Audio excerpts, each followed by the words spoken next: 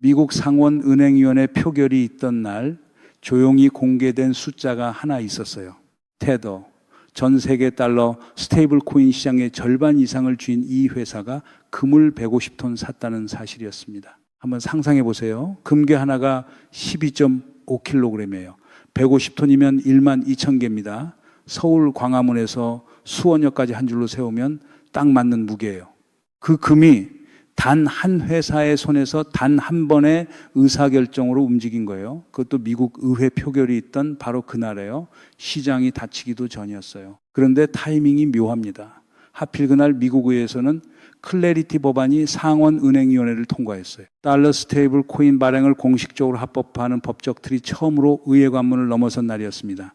우연의 일치일까요? 아니면 누군가 먼저 알고 움직인 걸까요? 왜 법안 통과 직후에 금을 사는 걸까요? 스테이블 코인 이야기를 하는데 왜 금값이 요동치는 걸까요? 그리고 더 중요한 질문, 이게 한국 투자자인 여러분의 지갑과 무슨 상관이 있을까요? 오늘은 그 세 가지 질문을 순서대로 풀어보겠습니다. 마지막 질문에 답이 나올 즈음엔 처음 그 150톤이 전혀 다르게 보일 거예요. 코인을 한 번도 사보신 적 없는 분들도 끝까지 함께 가주세요. 이건 코인 투자자만의 이야기가 아닙니다. 여러분이 은행에 넣어둔 원화, 매달 내는 관리비, 올가을에 살까 고민하는 달러, 예금, 그 모든 것과 연결된 이야기예요. 표면만 보면 단순해 보여요. 미국 의회가 코인 관련 법안 하나 통과시켰고 코인 시장이 들썩이고 끝. 이렇게 읽으면 그냥 코인 뉴스로 지나가는 이야기입니다. 관심 없는 분들은 스크롤을 내리면 그만이에요. 그런데 이 이야기의 진짜 구조는 세 겹으로 되어 있어요. 표면엔 법안 하나가 있어요. 그 아래엔 달러 패권을 디지털 시대에도 유지하려는 미국의 정치 경제학이 있습니다. 그리고 그 밑바닥엔 전 세계 유동성이 금과 비트코인과 원화 자산 사이에서 어떻게 재배치되는지에 관한 구조적 변화가 깔려 있어요. 코인을 한 번도 사본 적 없는 분들에게도 이게 중요한 이유가 바로 거기 있습니다. 이건 코인 뉴스가 아니에요. 달러의 다음 세대에 관한 이야기입니다. 이 세 겹을 순서대로 따라가 보겠습니다. 코인을 모르셔도 괜찮아요. 제가 쉽게 풀어드릴게요. 먼저 클래리티 법안이 뭔지부터 짚어볼게요. 정식 명칭은 지니어스 액트라고도 불리는 이 법안은 미국에서 달러 스테이블 코인을 발행하려는 기관이 어떤 준비 자산을 갖춰야 하는지를 법으로 정하는 내용입니다. 쉽게 말하면요, 지금까지 테더 같은 회사가 우리 USDT 뒤에 달러가 있다고 말은 했지만 그걸 법적으로 강제하는 틀이 없었어요. 그러니까 테더가 말로는 1달러를 담보로 코인 하나를 발행했다고 해도 실제로 그 달러가 금고에 있는지 아무도 법적으로 확인하지 않은 거예요. 신뢰가 법이 아니라 믿음 위에 서 있던 거죠. 이번 법안은 그 틀을 처음으로 의회 차원에서 만들겠다는 거예요. 발행사는 준비자산으로 미국 국채나 달러 현금 그리고 일정 범위의 실물 자산을 보유해야 합니다. 신뢰가 법으로 바뀌는 순간이에요. 동시에 이 법안은 RWA, 즉 실물 자산 토큰화의 문도 열어줘요. 부동산, 채권, 원자재 같은 실물 자산을 블록체인 위에 올려서 24시간 글로벌 시장에서 거래할 수 있게 만드는 겁니다. 지금은 부동산 하나를 팔려면 계약서 쓰고 등기하고 며칠씩 걸리잖아요. RWA 토큰화가 본격화되면 그게 주식처럼 실시간 거래 가능한 디지털 자산이 돼요. 홍콩의 아파트 한 채가 서울에서 스마트폰으로 0.001 지분씩 거래되는 세상이 오는 거예요. 유동성의 차원이 완전히 바뀌는 겁니다. 그리고 그 모든 거래의 결제 수단이 달러 스테이블 코인으로 굳어지는 거예요. 현재 테더 USDT의 시가총액은 약 400억 달러 수준이에요. 여러분 한번 떠올려 보세요. 한국 외환 보유고가 약 400억 달러거든요. 그 35%에 해당하는 돈이 민간 회사 하나의 발행량으로 이미 세상에 풀려 있는 겁니다. 그것도 법적 강제력 없이요. 법적 기반이 생기면 이 숫자가 어디까지 갈 수 있을까요? 업계에서는 5년 안에 1조 달러를 넘어설 수 있다는 분석이 나오고 있어요. 한국 GDP 전체와 맞먹는 규모입니다. 민간 회사들의 코인 발행량이 한 나라의 경제 규모를 넘어서는 세계예요. 이게 벌어지고 있는 지금이 어떤 시대인지 실감이 나시나요? 그리고 법적 기반이 생기면 이 파이에 뛰어드는 주체도 달라져요. 지금까지 테더 같은 암호화폐 특화 회사들이 시장을 독점했다면 클래리티 법안이 통과되면 JP 모건, 뱅크 오브 아메리카, 심지어 애플과 구글 같은 빅테크도 달러 스테이블 코인 발행에 뛰어들 수 있어요. 경쟁이 격화되면서 발행 규모는 더 빠르게 커질 수 있습니다. 그 돈이 모두 준비 자산으로 국채와 금으로 흘러 들어가는 거예요. 그리고 바로 그 지점에서 금이 등장하는 거예요. 테더의 준비 자산 구성을 보면 미국 국채가 핵심이고 여기에 금이 일정 비율 들어가 있습니다. 스테이블 코인 발행량이 늘어날수록 테더는 그 신뢰도를 뒷받침하기 위해 준비 자산을 더 사야 해요. 150톤 매수는 그 맥락입니다. 앞으로도 추가 매수가 예정되어 있다는 건 스테이블 코인이 성장할수록 금 수요도 구조적으로 커진다는 뜻이에요. 이건 일회성 투기 매수가 아니에요. 발행 의지를 자산으로 선언한 거예요. 이 선언을 제대로 읽은 투자자와 그냥 지나친 투자자 사이의 간격은 앞으로 몇 년 사이에 벌어질 거예요. 여기서 많은 분들이 이렇게 생각하실 수 있어요. 그럼 스테이블 코인 합법화되면 코인 시장 좋아지고 비트코인 오르고 끝 아닌가요? 그렇잖아요. 뉴스 제목만 보면은 자연스럽게 그렇게 익히거든요. 그리고 틀린 말도 아닙니다. 코인 시장에 긍정적인 건 맞아요. 그런데 말이죠. 진짜 충격파는 코인 시장보다 먼저 다른 곳에 먼저 들어갑니다. 금 시장이에요. 이유가 단순한 투기적 매수가 아니라는 게 중요해요. 법안이 통과되기 전에 법적 준비자산 요건을 충족시킬 자산을 미리 쌓아두는 선행 포지셔닝이거든요. 테더 입장에선 법안이 통과되는 순간 자산 부족으로 발행 제한이 걸리면 안 되잖아요. 하루에도 수십억 달러치가 발행되고 상환되는 시장에서 준비자산이 모자라는 순간 신뢰가 무너집니다. 2023년 실리콘밸리 은행이 하루 만에 뱅크런으로 무너진 걸 생각해 보세요. 디지털 자산 시장에서 신뢰 붕괴의 속도는 훨씬 빨라요. 150톤 선매수는 그 대비인 거예요. 규제 전에 규제를 먼저 준비한 거예요. 이게 무슨 뜻이냐면요.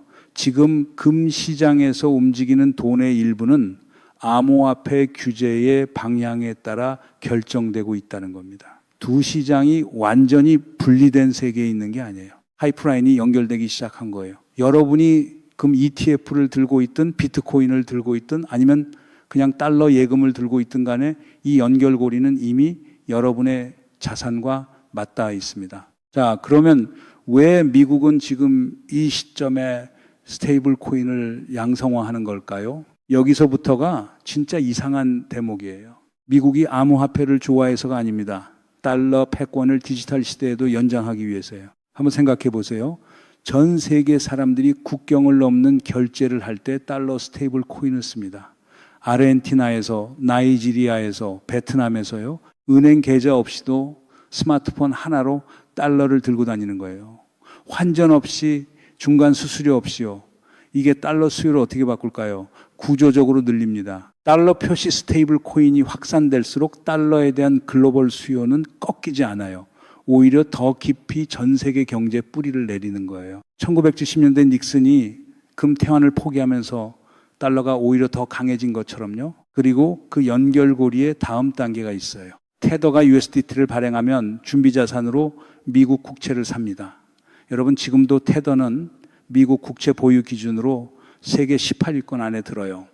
개별 국가 단위로 비교했을 때 그 수준입니다. 한국보다 미국 국채를 많이 보유한 민간 회사가 있다는 거예요. 스테이블 코인 시장이 1조 달러로 커지면 테더 같은 발행사들이 흡수하는 미국 국채 규모는 지금과 비교가 안 될 만큼 커집니다. 연간 수천억 달러 수준의 추가 국채 수요가 민간 암호화폐 시장에서 나올 수 있어요. 이게 무슨 뜻이냐면요. 미국은 재정 적자를 메울 국채 수요처를 민간 암호화폐 시장에서 찾고 있는 거예요. 트럼프 행정부와 공화당 주류가 클래리티 법안에 전례 없이 우호적인 이유가 여기 있습니다. 코인을 사랑해서가 아니라 달러 디지털 패권과 국채 수요 확보라는 두 마리 토끼를 동시에 잡는 수단이기 때문이에요. 워싱턴의 계산은 냉정하게 재정적이에요. 그리고 여기에 지정학이 더해져요. 중국인민은행이 디지털 위안화, DCP를 밀어붙이고 있거든요. 위안화가 디지털로 국경을 넘기 전에 달러가 먼저 디지털로 세계를 장악하는 구도예요. 클래리티 법안은 그 전략의 법적 인프라인 셈입니다.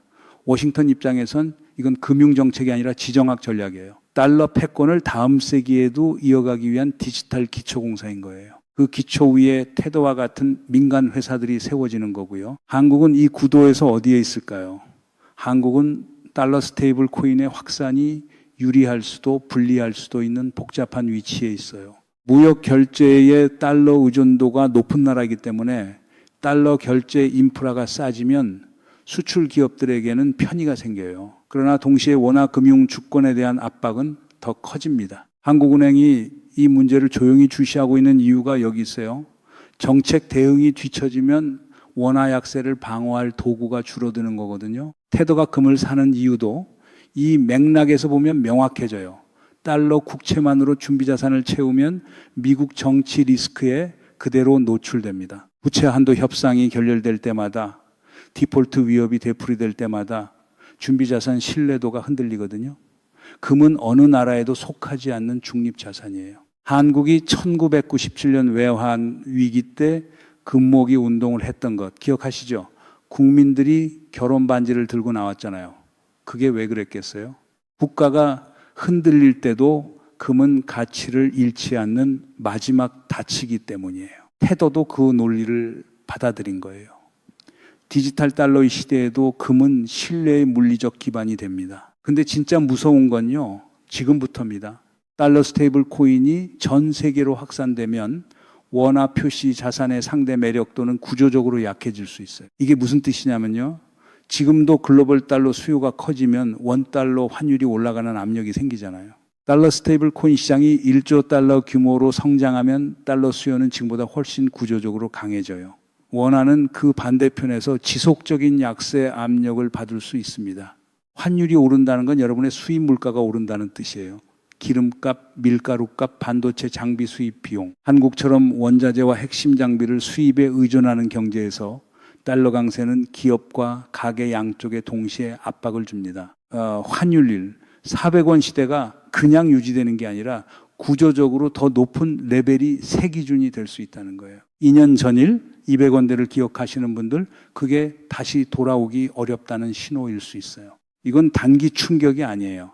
달러 디지털 패권이 법적 기반을 얻고 전 세계에서 확산되면 원화 약세 압력은 사이클이 아니라 구조가 됩니다. 그 구조 안에서 우리는 자산을 어디에 놓을지를 다시 생각해야 해요. 자, 이제 좀 보이시나요? 스테이블 코인 법안 하나가 원화 환율과 여러분 장바구니 물가와 연결되는 그림이요. 그래서 이게 코인 투자자가 아닌 모든 분들에게도 중요한 이야기인 거예요. 그런데 여기서 공정하게 봐야 할 부분도 있어요. 클래리티 법안은 아직 상원은행위원회를 통과한 단계입니다. 본회의 표결, 하원 통과, 대통령 서명까지 가야 해요. 미국 의회에서 이 과정이 순탄하게 흘러간다는 보장은 없습니다. 민주당 내 일부 의원들은 스테이블 코인의 소비자 보호 문제와 금융 안정성 리스크를 이유로 반대 입장을 유지하고 있어요. 실제로 2012년 이후에도 비슷한 법안들이 의회 중간에서 멈춰 선 사례가 여러 차례 있었습니다. 법안이 최종 통과까지 가는데 수개월에서 1년 이상 걸릴 수 있는 거예요. 지금 당장의 뉴스 흥분과 실제 법적 확정 사이에는 긴 시간이 남아 있어요. 테더의 150톤 금 매수도 숫자 자체를 그대로 받아들이기 전에 확인이 필요합니다. 테더는 아직 완전한 독립 외부 감사를 받지 않은 회사예요. 준비자산 구성에 관한 공시는 있지만 독립적 감사인이 검증한 수치는 아닙니다. 지금 나오는 숫자들 확인된 것과 전망이 섞여 있어요. 분리해서 봐야 합니다. 확인된 사실은 확인된 사실로, 전망은 전망으로요. 둘을 섞으면 판단이 흔들립니다.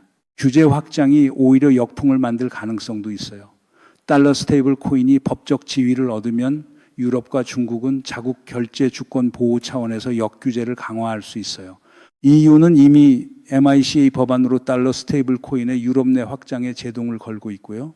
스테이블 코인이 글로벌하게 확산되는 게 아니라 블록별로 분절되는 시나리오도 충분히 벌어질 수 있는 그림입니다. 그 경우 테더의 성장 천장이 예상보다 훨씬 낮아질 수 있어요. 희망 시나리오와 현실 사이의 거리를 항상 의식해야 합니다. 그렇다면 지금 이 상황에서 한국의 개인 투자자 여러분은 어떻게 읽어야 할까요? 세 가지 포지션으로 나눠서 생각해 보겠습니다. 첫 번째, 금 ETF를 보유하고 계신 분들이에요.